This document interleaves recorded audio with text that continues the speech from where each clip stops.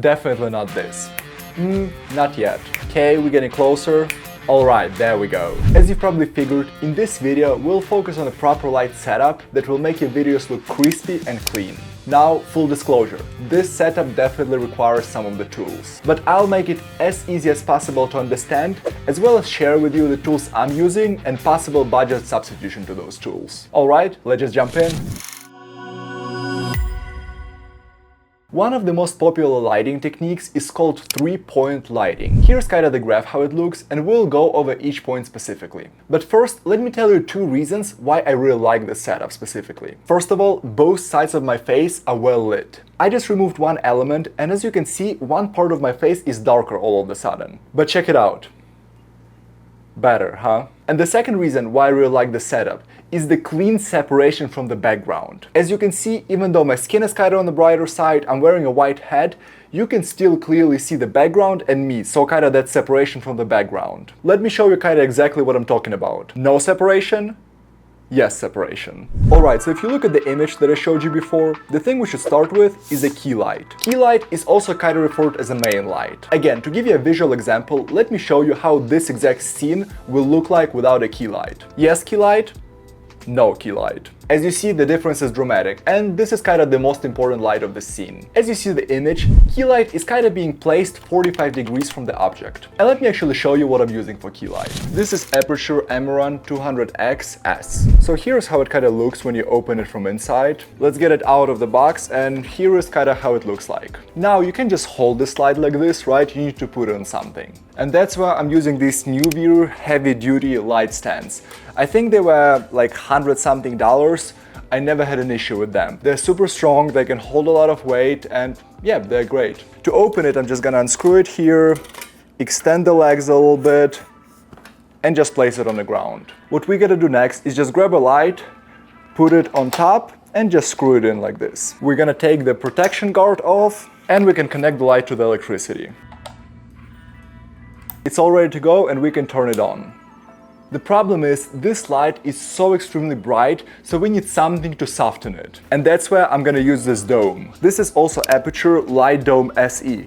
It's pretty big, it's not the biggest one, but it's definitely bigger than the smallest one. Aputure 200X is extremely powerful. I mean, it can go on, and it's gonna be super bright and light the entire room. But another thing that I really like about this light, it's bicolor, meaning it can be cold and it can be really warm.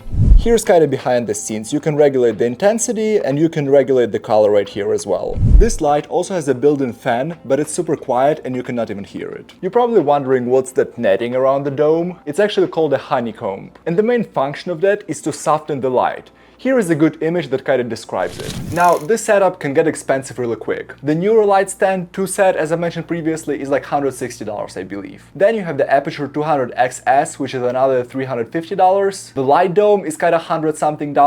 So as you see, it kind of accumulates really quick. If you can afford it, that's a great solution. That's really versatile and it will be more than enough for probably everything you do. But if you don't, when I was first starting, I was using actually this kit from Neewer. It was like $80 and it provides you two soft boxes and lights. The main problem, you can't really regulate those lights, it's just a light bulb inside, so if it's bright, it's gonna be bright, you can't really decrease or increase it. And there's no honeycomb, so the light is kinda a little bit harsh. Let me actually put an image from the old YouTube video where you can see how my face was lit up when I was using those lights. It's not perfect, but it's significantly cheaper.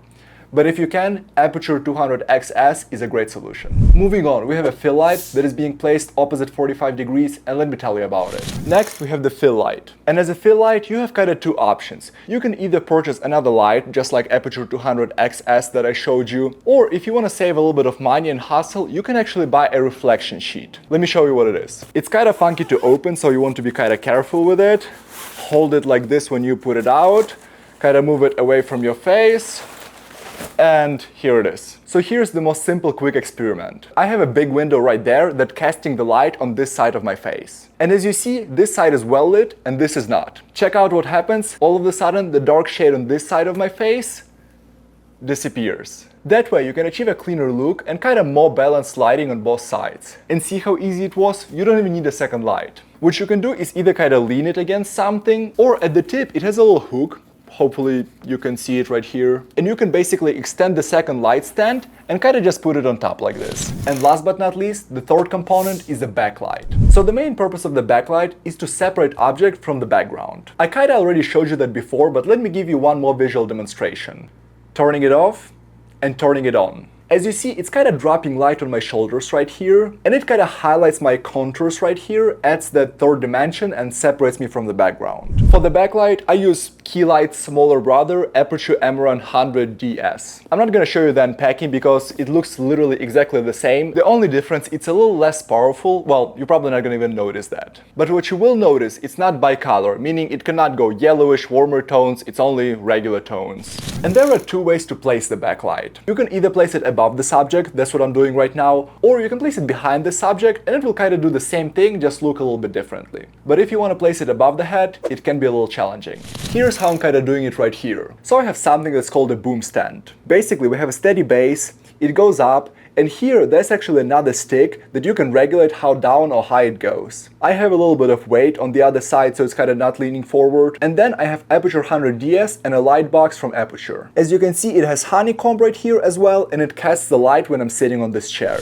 Being fully honest with you, backlight is something I'm not always bringing on the set. It creates a lot of additional hassle, and the effect it does, it's kind of marginal. I mean, yeah, it's kind of nice to see that separation from the background, it looks more professional, etc, etc. But the key light and a fill light is still gonna do the job well enough. And last but not least, I like to call it fun light. You've probably figured that it's that orange thing right here. So this is actually another product from Aputure and it's called Aputure MC. As you see, there's a lot of orange light coming on me. You know what's fun? This thing is magnetic. And I have a magnetic portrait right there, so I'm just gonna hang it like this.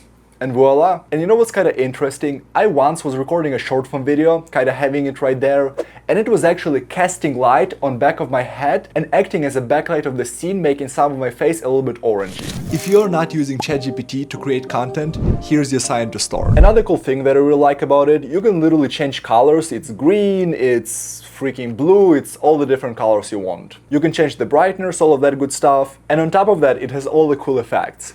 Like here's the cop car effect, for example. I would not recommend you use it a lot, but that's a thing. And actually, there's a lot of use for this little thing when you're doing a lot of filmmaking. Here's a regular toaster, and let's say I want to lit it from inside, but if I plug it in, it's still not enough. I can literally just open it and stick an Aputure right here. It's magnetic, you can't even see it. Voila! And just to give you a quick real-life example at the end of the video, this is what the three-way lighting looks like in real life. So this is kind of the scene, right?